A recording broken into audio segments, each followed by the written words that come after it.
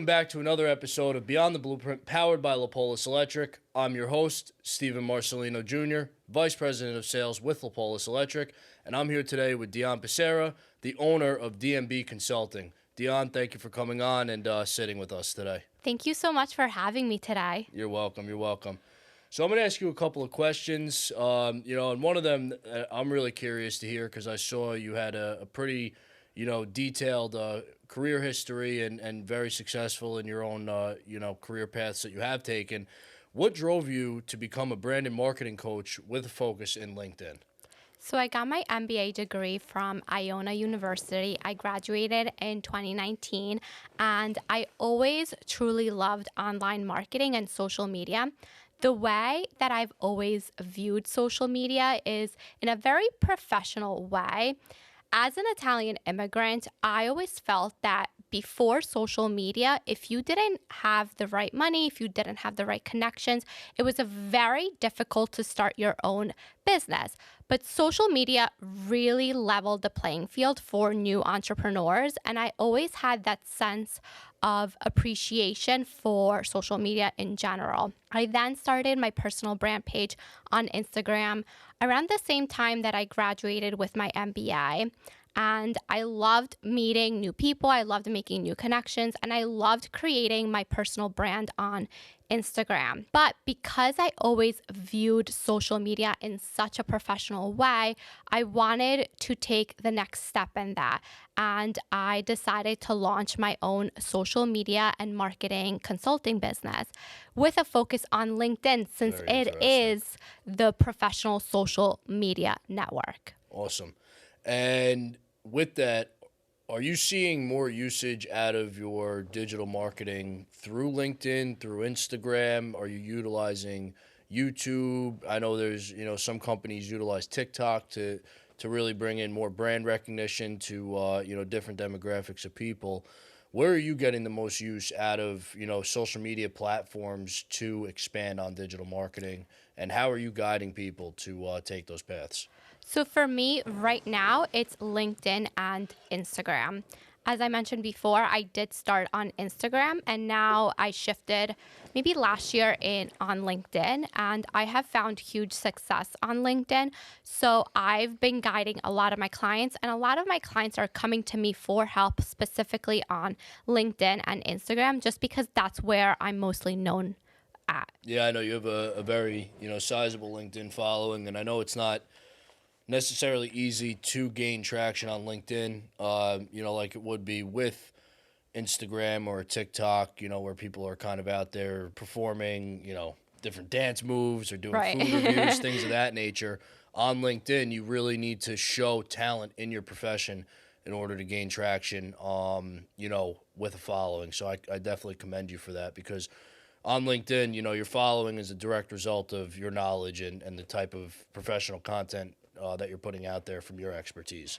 So that's awesome. Exactly. And one thing that I've always found is that although, yes, it is maybe a little bit more difficult to build a following on LinkedIn. However, when you are putting out content, professional content on LinkedIn, the other people on LinkedIn are looking for professional content, and you're only competing with other professionals.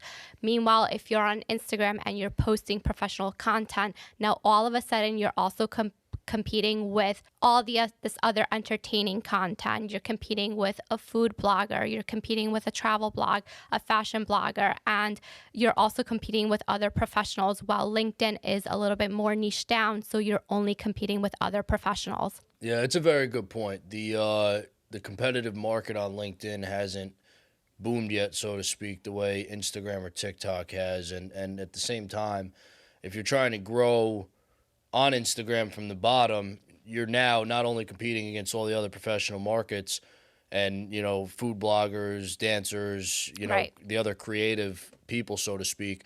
You're also, competing against people that have millions of followers and kind of own the algorithm of Instagram. Exactly. And you're almost set back, before you can even start. Exactly. So that's very interesting. So let me ask you, what is the key to elevating a brand on LinkedIn, on Instagram, or, whatever professional platform you are using? And should you be yourself, or should this be done strategically? So I think it's a little bit of a blend. I know that everyone's advice is be authentic, but there is some truth behind that, especially on LinkedIn, where everyone is expected to be super buttoned up and super professional. Yes, you should keep your content professional, but you can also add a little personality and some lifestyle to it to add a little bit of spice in your content. That's something that I have used in my branding for LinkedIn, and it works. And when you do utilize, the personal side of, the content you're putting out there, whatever it is, how are you tying it back to the professional aspect of, whatever you're trying to portray, the topic you're going after, the career path you're in? How would you recommend people tie it back to the message that they're trying to put out there if they do deviate from not posting content directly related to the industry? How I always did it is I kept my aesthetic and my photography very lifestyle and very much to my personality. So my photos, my look, my overall aesthetic of my brand is pretty much who I am as a person. And anybody that meets me knows that that is my taste to the T. However, my copy and my context of my captions are very much professional. So if you're reading my posts, you're going to gain some knowledge out of it and you're going to learn something out of it. However, my photos are very much me and my personality, and they're very much lifestyle photos. Very interesting.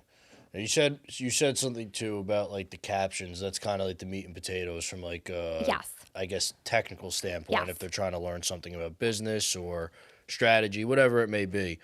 When you're writing your captions, how much attention are you paying to like SEO when you're writing a caption? Because I know today a lot of the social media platforms are almost like search engines, in the sense that, if you don't use enough keywords, or if your SEO isn't green, so to speak, on an overall search optimization level, it can actually hinder your post and how many people are seeing it. So are you using specific words when you're typing your captions, or are you just kind of looking to fill a rich caption with a lot of words so it kind of catches in different areas of the search engines?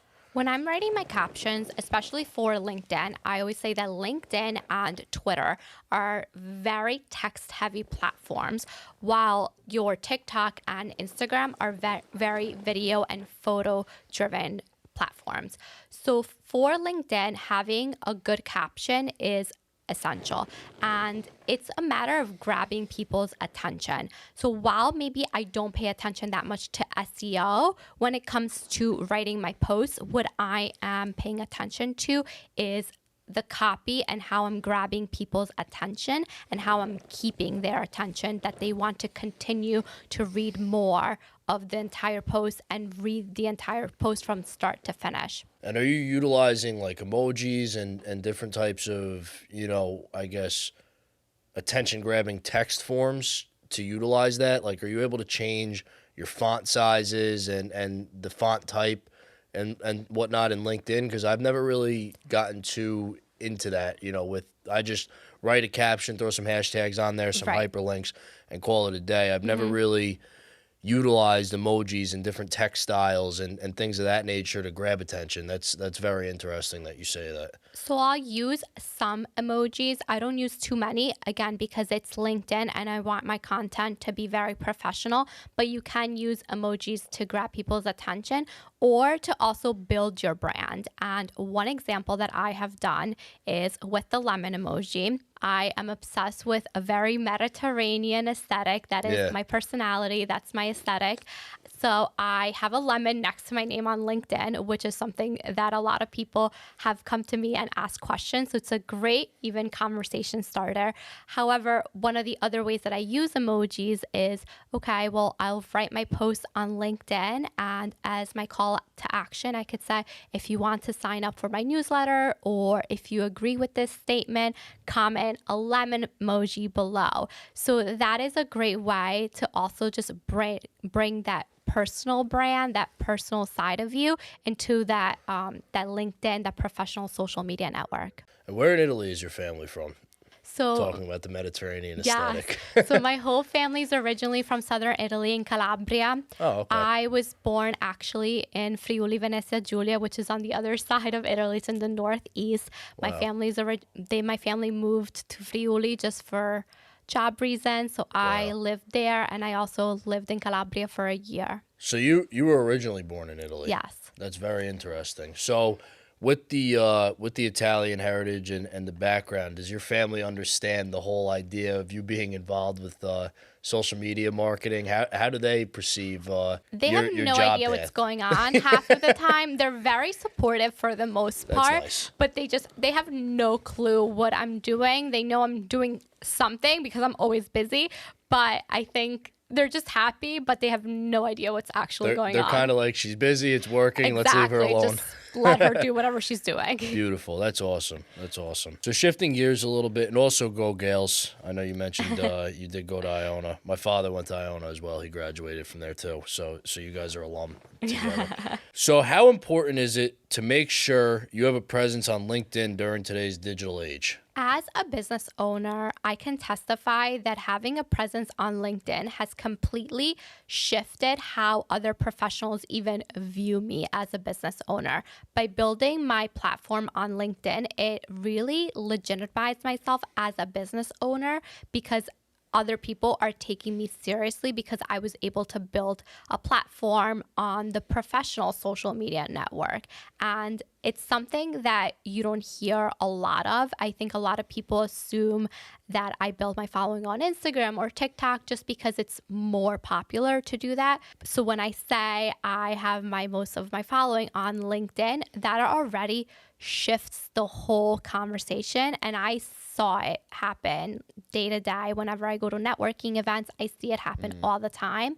And as business owners, especially if you're a service-based business, like I said before, having a presence on LinkedIn is important because you are only competing with other professionals and you're not competing with all this other entertaining content that you are competing when you're putting yourself out on Instagram, for example. So it elevates you as a business owner and it allows you to expand your network.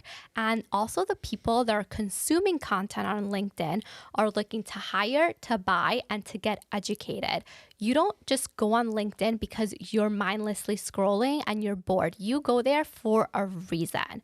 So the people who are seeing your content, they're there for a reason. They want to learn more. They want to hire and they're looking to buy. Yeah, and that's something that I talk with my team a lot, is LinkedIn can help somebody, especially for us, if we're in a qualification stage of, a buyer coming to look at us as a company, they might come and look at our LinkedIn, and if they see no content up there, they're not going to know anything about us, whether it's a personal resume or a professional resume. LinkedIn is a great place to subtly display projects that you've completed, Right. Key aspects of your team, the structure of your company, and you can really kind of put all those analytics out there. So if somebody is qualifying us, is this the service provider we want to buy from? They can go on there and say, wow, Lapolis Electric has shut down buildings in Times Square successfully to, remediate, switchgear, or, they've worked in various data centers or world-renowned hospitals. Whatever the case may be on what we're trying to portray, if we have that content on LinkedIn and people can come and just check us out, they could do it with a few clicks of a button. Next thing you know, you're on the phone talking to them, and their tone of voice is completely different, and they're ready to go. Right. Because of the way that you've portrayed yourself or your company and different aspects of the tools that are available to you on LinkedIn. I know you have a badge on your LinkedIn. Yes.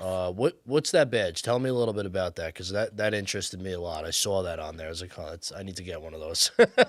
One thing that I wanted to also point out with the point you just made is also if you Google your name, one of the first things that will come up on Google is your LinkedIn profile, because LinkedIn is very SEO and text heavy. So whenever you Google your name, LinkedIn is probably one of the top links that will come up on your That's Google very search. interesting. So that's another reason why business owners or even someone who is looking to move up in the corporate world and wants to really portray themselves as professionals and position themselves as industry leaders, LinkedIn is really the best place to do that. So if you don't have a lot of content or I guess text on your LinkedIn, are you going to trend on Google, or is it going to kind of damage your searchability? You're always just going to come up because if you Google your name, it's always one of the top posts that you'll see on Google, but it's just going to be your profile. With the with like the badges and I guess writing articles and all that type of stuff on LinkedIn,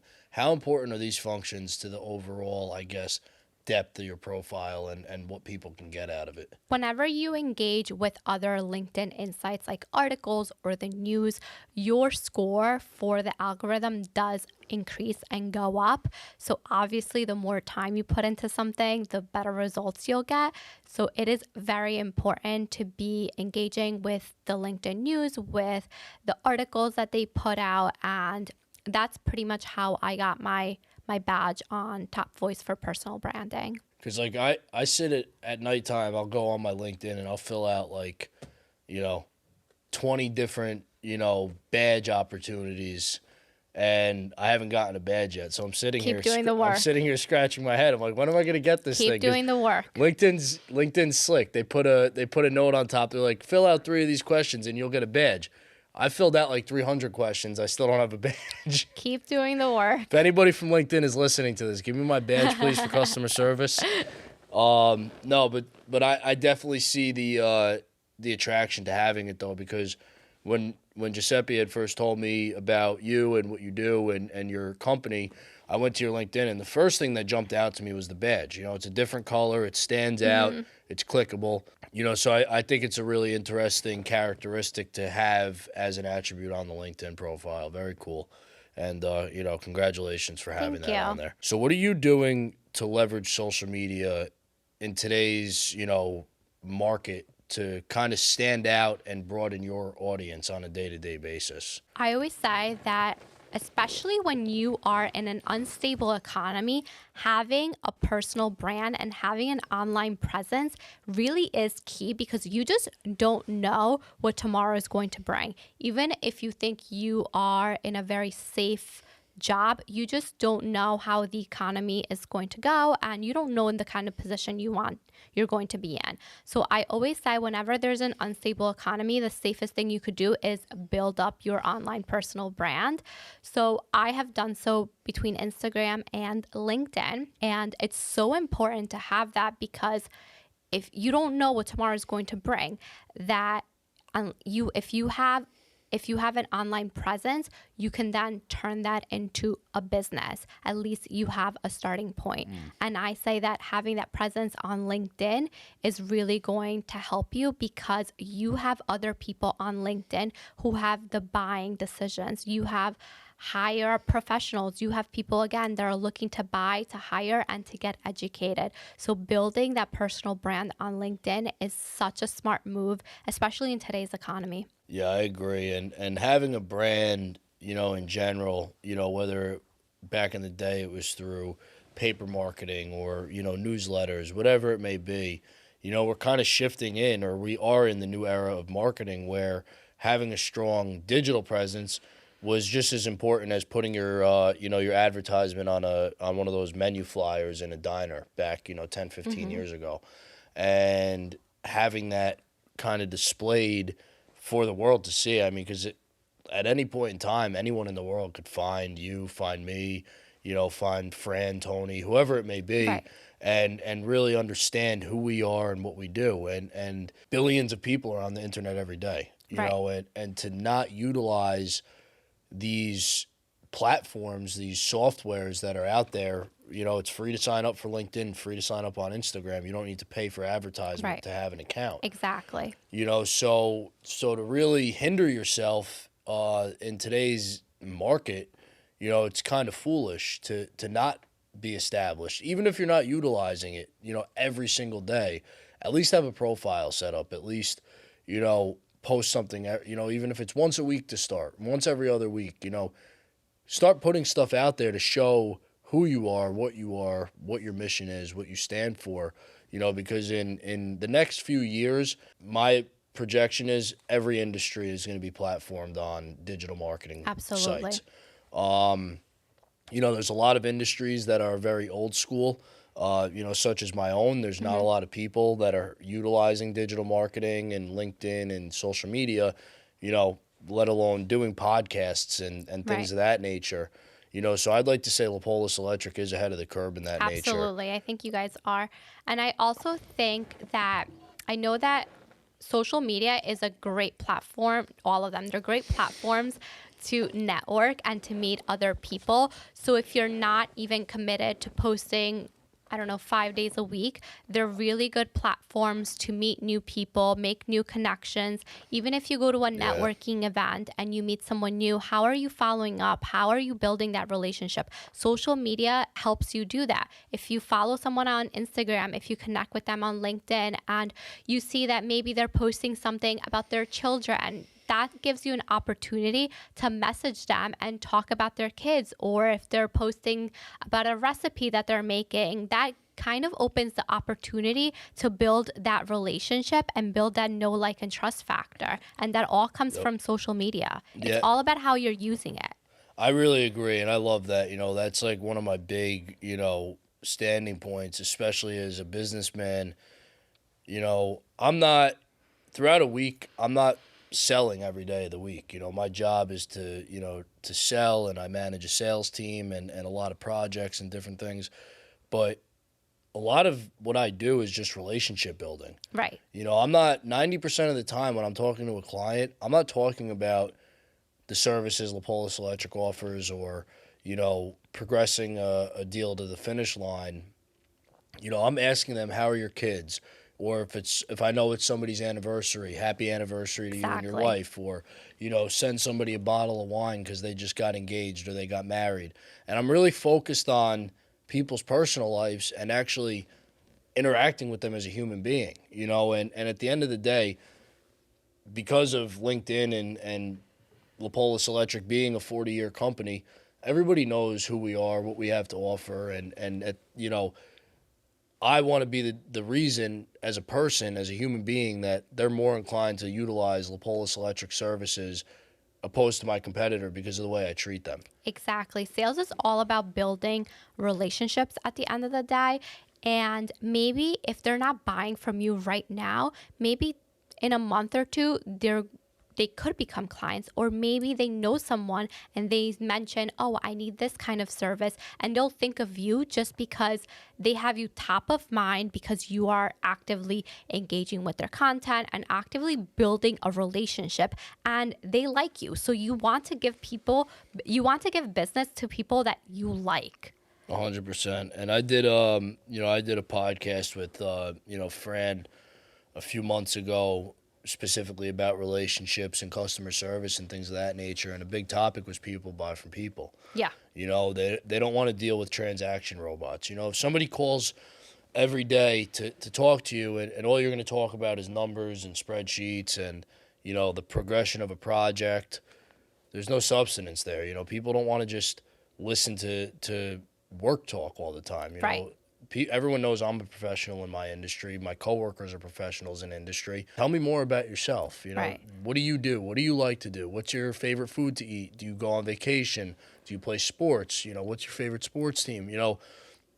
There's so much to life other than just work. And the sooner I realized that, when I got into the role I'm in now with Lapolis Electric, the easier my job became, because I wasn't always so pressed to need, do I only talk about infrared testing with these people? Do I only talk about building electrical panels or, whatever it is? It's like, no, I could talk about everything I know about, all the knowledge I have throughout all the different walks of life, and I could actually have fun with this thing opposed to just being like a robot. Exactly. And at the end of the day, people feed off your energy. So if you go in and you meet people and you're kind and you have a great energy about you, people will want to work with you just because they like how you make them feel, because they love that energy. So whenever you meet someone, whenever you're even connecting on LinkedIn, on Instagram, having just that energy is such a game changer. Yeah, it's very true. I always try and remain positive, especially when I'm with clients.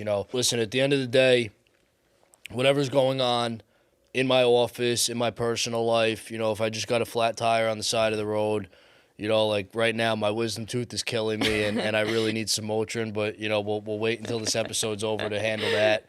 Nobody will ever know. I'll always keep a smile on my face and remain respectful, courteous, and professional with people, because it's important. It's not your fault or the customer's fault that I may be going through something in my own life. And a lot of people don't think like that.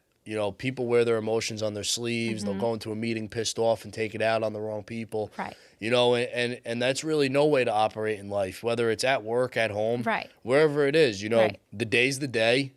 Tomorrow's a new day. And strategize and replan for whatever it may have been that was going on the day before to start on a clean slate and, kind of go on a different path.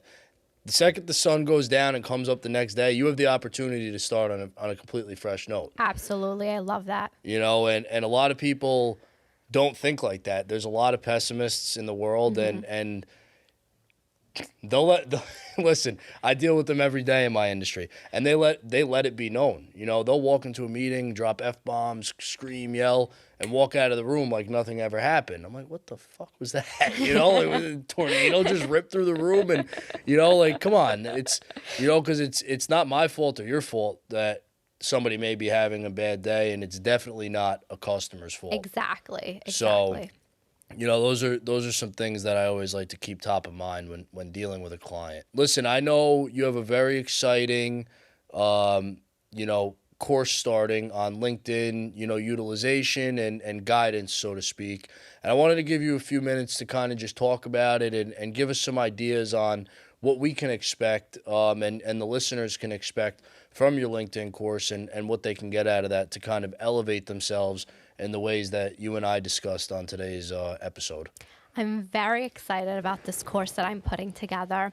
As a business owners, people always come to me asking for help for social media.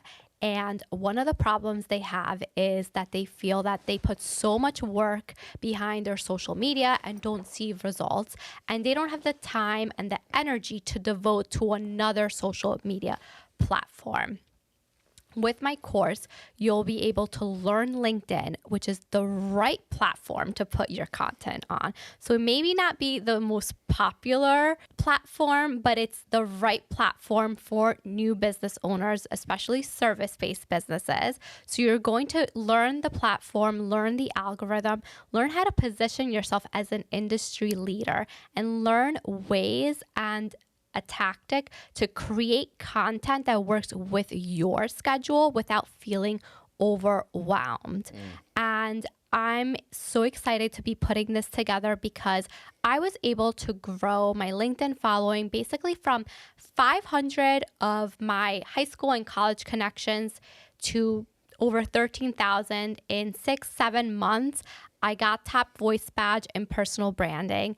I got a Times Square billboard from LinkedIn as a top creator, and I landed more speaking engagements and more leads from LinkedIn in just a couple months than being on Instagram since 2019. So I'm so excited to bring this course to other clients and to business owners so that then they can go through this transformations as a business owner and finally use social media in a smart way. In your course, what are like the top 5 topics that'll be covered? I guess like give us a little snapshot of like a syllabus, so to speak. Right. So we're first going to go through profile, how to optimize your LinkedIn profile. So then when you start to create content, your profile is optimized, looks good. And when someone lands on your profile, they know exactly what you do and what and how you can help them and the impact you can make as a business owner.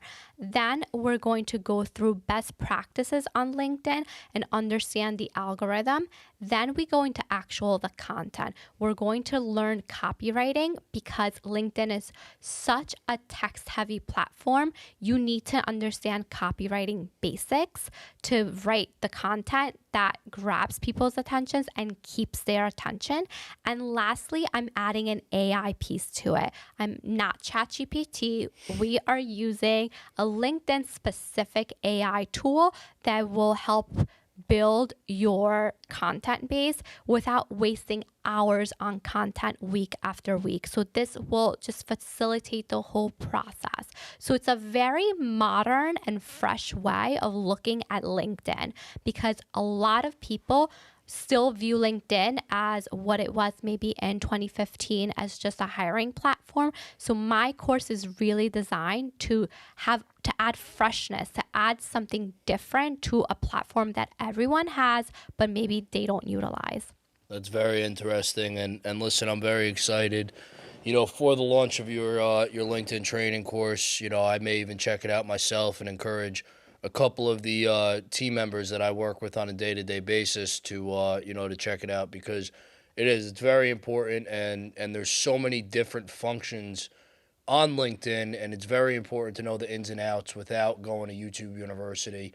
You could give us the raw, uncut, do it this way and you'll be successful, opposed to watching 75 hours of how to do it on YouTube. And I always say whenever you hire a consultant, a coach, a professional, you're collapsing time because you can get the same results. However, it's going to take you this many hours, this many months to get there. Or you can hire someone who has learned and has done it themselves, and they'll teach you in just a couple of hours. So whenever you're hiring a professional, you're ultimately just collapsing time. Yeah, it's important too when you bring on a professional instead of, like you're saying, time. A business owner might look at it and say, "Wow, this person costs $15,000," opposed to having my team figure it out. Okay, this person costs $15,000, but you're getting this much out of it. If your team does it and it takes them 6 months to learn whatever it was that the consultant across any industry was going to bring in. This is for everybody. You're burning, $14,000 for the year opposed to, potential 6-7 months of salary, and you weigh the cost benefit analysis. You're spending more money on your on your employees trying to figure it out opposed to just hiring a professional. And this is pretty much across all industries. Wow, that's very interesting. And listen, when that does release, we'll give you guys, the listeners of this podcast, a heads up when that does release as well. We'll push this a little for Diane and make you guys aware. So if you were interested in what she was saying, you can follow her on social media, DMB Consulting, for more updates on any of her LinkedIn advice, and also when her course releases as well. Listen, guys, thank you very much for watching today. Another episode of Beyond the Blueprint. Diane, thank you again for coming on and speaking with the listeners. I'm Steven Marcelino Jr., Vice President of Sales with Lapolis Electric. Have a great day.